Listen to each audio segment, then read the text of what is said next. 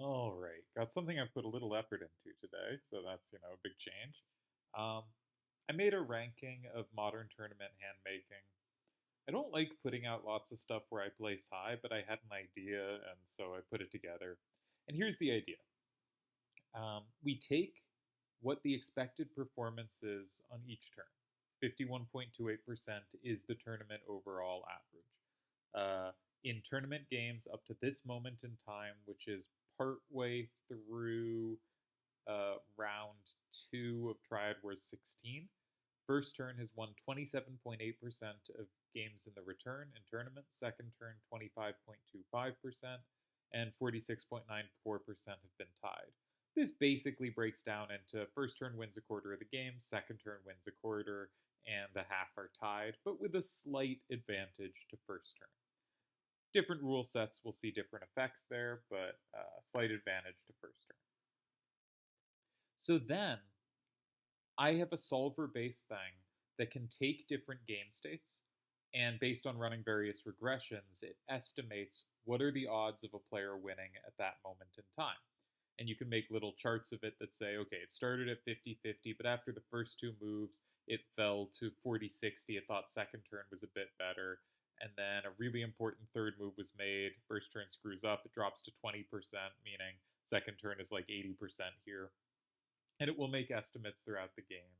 And I think it is useful, right? I think it describes something interesting and yeah, something that relates to the game. It's going to get some stuff wrong. It's going to see some spots and it's going to say, only one tie, this is horrible. But it's like the most obvious move on the planet. It's going to see other spots that it's, going to get wrong for lots of reasons, but it's pretty good and it's going to average over time. And, for an automated system, I think it's not bad. So what we can do is we can apply it to the opening state of each game. And we can say, oh, this player is 53% here. That is higher than the normal of around 51.3. They are 1.7% better than expected this game. And then another game, maybe they're at 50%, and that's 1.3% worse. And we can add up every game they played on first turn with an adjustment that the expected is around 51.3, and on second turn with the adjustment that the expected is around 48.7. Why do I make those adjustments? Well, if someone got really unlucky and got a lot of second turns, or really lucky and got a lot of first turns, their numbers would be inflated or deflated. So I do the slight adjustment there. Um, but then I thought the initial estimates it gives are pretty conservative. It thinks there's a lot of game to be played. It never really hands out huge advantages early. So I thought another thing I could do to make a better ranking, so we're going to have multiple rankings here, is include the information at how it ranks the game after a starter is played. So obviously that tells you about the first turn player's hand. Often a starter is either prepared or a good hand should have functional starters. And it tells you a bit about the second turn player's hand, right? Because it's how well are you responding to these starters. Of course, it's going to have variance, or how well can your hand respond. You're not the one actually. The second turn player has made no moves before it gives its scores. So it's really not, hopefully, about the game playing ability or how well they played of the players at all. It's about based on its expectation of win percentage, how effective are the hands at convincing the solver that player has an advantage. Um, Now, this might be wrong. I think an interesting player here who will not pop up much is it does not think particularly highly of Tezuka's hands. It thinks Tezuka is essentially middle of the pack, and the current pack on TTA is incredibly strong, but that he's kind of middle of the pack on tournament hand building. Maybe a tiny bit above, but basically middle of the pack. And if you look at what it thinks of his positions in the early game, the first few moves, that's true. On the other hand, it thinks he is an exceptional early middle game player. That Tezuka gets these huge advantages way at the top of the pack around turn 3 and 4. It is possible that is because he's playing really well, but it's also possible that's because his hands are better than it thinks and it takes a while to catch up. So I just want to say, like, there's lots of stuff here that could be really shaky, and feel free to be like, these results are nonsense, this is stupid. I just want to lay out my methodology. and then the results we get while giving all the caveats, because I always give lots of caveats. It's why I'm not a convincing polemicist, because I try to tell you all the reasons I might be wrong, and people for some strange reason don't find that incredibly convincing. I find it very convincing because I can then easily think through those things and see where I do disagree or where I need to make adjustments. And the person who just tells me, well, these are the true facts of the situation, I find in general kind of unconvincing unless they're saying, well, here's where the evidence might not show, here's where it does, right? Anyhow, that's not important. The point is, there's a write up here. You can read that, or you can just listen to me babble. We're going to have two rankings. I intended to have three, but I never actually got to making the third one. I wanted to make an opposition adjustment, right?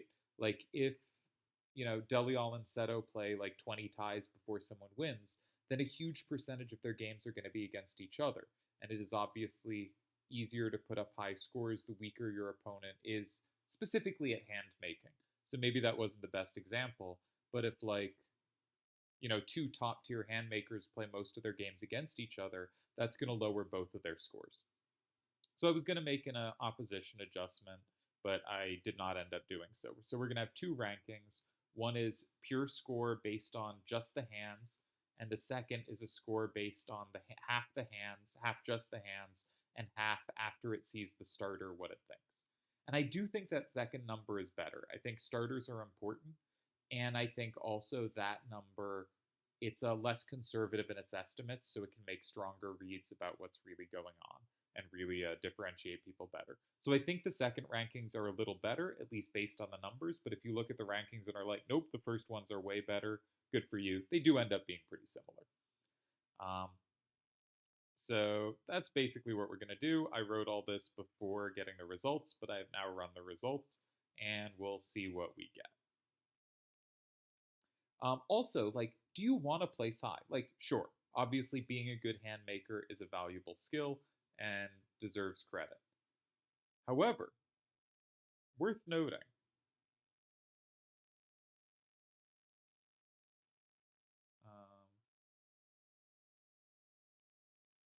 okay, sorry, got a message that, yeah, okay. Worth noting, if someone keeps doing great without getting advantages off hands, that might mean this is missing something, but it might also just mean that player's playing awesome. Another thing is, if someone hasn't been doing that well and their hands are really bad, that might be an obvious place to improve, and it might be that they're actually like a really strong player and getting in trouble based on hands. I talked to Blizzard recently, who will pop up here, as someone who kind of threw cards together that like was just happy to have massive directional weaknesses, had other ideas with his hands, and was clearly getting disadvantages out of it, but like hadn't really thought about it and didn't mind, and then was like, oh, I could make better hands. And actually, earlier today, he played Slash of Time and knocked out Slash of Time with, I think, a really strong hand that he played really well, and he had a really big advantage off the hands, even though Slash's hand looked really good. And he just won a very convincing, strong game off a big hand advantage. So it is also possible I'm averaging a bunch of numbers, and the numbers I'm averaging aren't who the player is now. But Blizzard is a player I'm excited to see moving forward because I think he plays well, but he tends to play hands that put him at a big drawback. And it'll be nice to see him, if he can keep up making really strong hands, how far he can go. So I do want to say, like, credit to the players who score badly here and still do well. I think that's really impressive on a gameplay front. Okay. Top 5 pure handmaker ranking. This is just first turn. Oh, this was supposed to show first turn and second turn. I thought I put this in one chart. That's a shame. Selder shows up tops here. Then myself, Yevon, Vid, and Asela. Asela, one of the more interesting results. Sorry, not Asela. Vid, one of the more interesting results. Because by both measures I did, Vid shows up as a very good hand maker for first turn and a very bad hand maker for second turn. And I'd like to do more exploration there. There are a few people here whose hands seem to score a lot better on one of first or second turn. And that might just be random chance, right? The samples are not that big. Might be random chance, might not be worth reading into. I'm very curious going forward to look. Yevon also clearly scores better on first turn than second turn from his hands. Sulder scores better on first turn. There's sometimes the gaps are small, and those we shouldn't read too much into.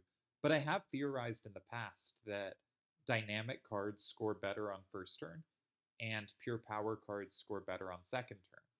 And I think that does fit the cards Vid runs. I'm not as sure it fits the cards Yevon and Solder runs, but it might have some support here.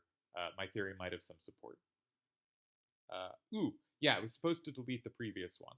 I also wanted to mention, yeah, so Metis, of the players who had a significant sample, this rates as the worst hand maker for first turn, and Vid it rates as the weakest hand maker for second turn.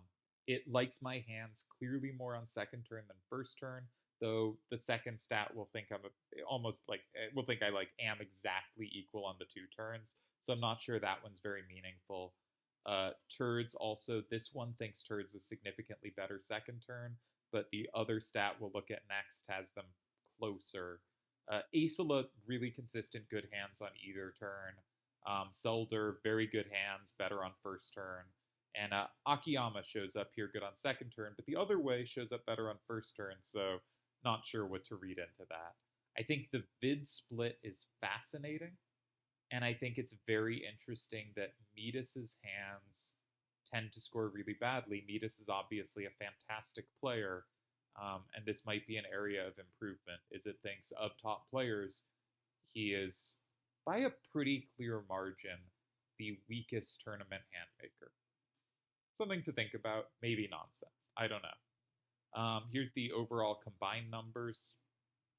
I did a top six. You'll notice Tezuka pretty close to that top six, but a little behind. And Seto and Deli show up as completely mid hand makers, and yet they're like the two best players of all time. What do you make of this?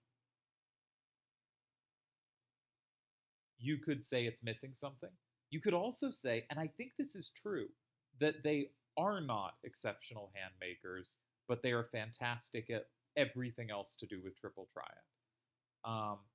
That Seto puts together dynamic cards he likes, but he is not trying for specific advantage, and then he will outplay you. And that Deli, when he finds a set of 5 cards he likes, will stick with it, and opponents will switch to counter hands, and generally the longer a match is, Deli will often start ahead in the hand matchup and end behind in a match. But that doesn't mean he loses the match. Deli's results, the longer the match is, don't get worse, but his hand matchup often does. So kind of interesting to see from both of them. Two tremendous players. But I've often said, basically, if you don't get a big hand advantage against Seto, you're not going to beat him. And I think that's because he's a phenomenal player, but hand advantages are very possible against him. And I think kind of similar things about Deli. So I actually think what it's outputting is onto something here, but you may disagree. I think it's also an area they're both willing to concede some advantage. That it's not like they're really trying to make absolutely top tier hands. What they're trying to do is make hands they are very comfortable with, and they don't mind if that isn't optimal. They just want to be in their comfort zone. Um, and I think, they do really well there. Another thing I noticed is Smokes, who like card selects, it thinks, card selecting your hands is probably not the way to go, but Smokes obviously gets very good results despite doing that. But Smokes is not currently, taking Triple Triad super seriously. He just throws cards he likes together, and if that's a disadvantage, so be it. Blizzard and Metis, two players I wanted to identify here. Blizzard, because again, I'm really excited to see what he can do playing good hands. And Metis, because he was genuinely the biggest surprise here. I did not expect it to just, every player, like, if it says Seto is middle of the pack, right? That, like, about half the games it thinks he's ahead, half the games it thinks he's behind. Sometimes it thinks he's ahead by a bunch, right? If, like, Seto is versus Selder, it would, on average, expect Selder to play a slightly better hand. But, 30% of the time, Seto will be playing the better hand, sometimes significantly so, right? So just because someone is behind doesn't mean they're always on the weaker hand. But yeah, Metis was the most curious number to come out here. I'm not showing everyone I looked at. I'm making sure to only show people with big samples, um, and also just people I thought were interesting to look at. I don't mean to be insulting the people at the bottom. And I think, for instance, me at the top of these lists indicates a lot of the advantage I have is putting a lot of work into hands. And I do put work into tournament hands. And I think I do a good job there. And I think this says that. But it also might be something like you could take away from this, like, yeah, these other players are better than Waz, but he's keeping up because he does a lot of hand effort. I would not phrase it that way because that's not complimentary to me. I would think of it more as I am a great player, but my biggest edge over the other great players is putting more work into hand making. That's how I'd think of it, and I think it sort of fits when I was better in tournaments and when I've been not as good because I put a lot of effort into hand building in the return, and I put a lot of hand building into 2009. But I really just started card selecting all my hands starting in 2010, and my results got a lot worse for the next few years. And so this was something I wanted to put work in coming back, and I think I worked hard for this. I guess what I'm saying. All right. Yeah. So that's nope, nope. On to the better rankings. Sorry, it skipped around on me. Yeah. On to better rankings. The better rankings include the first turn data, which gives larger data sets, but I think is also maybe the more useful point of information. And so for first turn, um, it thinks myself and Selder really notable, but also this one thinks Akiyama is tremendously good at building first turn hands and starting, while the previous stat wasn't noticing him as a first turn player. You'll notice also Blizzard here giving up a lot of value, though the biggest split is again Vid, who's not in the top 5 for first turn, but is clearly above average first turn, and then just conceding a ton of value second turn. My guess is overly dynamic hands that aren't holding up well here. But I was also reminded, Vid wrote an article a long time ago that I remember because he played me in it, so he wrote about playing me.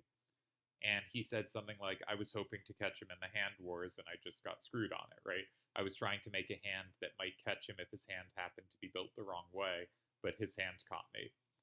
And it does really look like the thing I noticed, not just the results of a big split between first and second turn, but Vid was the swingiest player I looked at game to game. Like the most spots where he's like over 60% favorite one game and then under 40% the next. That Vid builds in a way that is really swingy. And I thought that was very interesting. Yeah, Selder really showing up as a great hand builder here. Might be worth looking at his hands and studying that. Obviously, Turds showing up as very consistent and excellent on both directions. I have often complimented Acela's hand building. I think a really top tier hand builder. Piggyman, I think, tends to build towards hands he finds fun rather than pure power. And so that he shows up on these lists, despite the fact that his tournament hand making is more his fun hand making than tournament hand making, but it's so good he still shows up on these lists, is really neat. And again, we see Yevon showing up as a player who builds really effective first turn hands. That's neat to see. Sorry that I keep skipping. So here's the overall list. Note Vialva also shows up here. Someone who I think is a creative and good hand maker. Shows up very well here once first turns are included. Seto and Delial again show up completely middle of the pack, despite, again, being like the two best players ever. So really curious to see, I don't actually think it's curious to see them there. I think it makes sense. I think this is actually a pretty good ranking for what it's trying to do. Akiyama actually came significantly higher than I expected. Akiyama does not follow normal hand-making conventions, but he scores... For instance, if you can have two high-level cards, most people will make them opposite corners. Akiyama won't. He will make them adjacent corners. And yet, he doesn't follow these conventions, but he puts together effective cards. They fit together really nicely. He has a really good feel for how they fit together. But he's another one who's kind of swingy.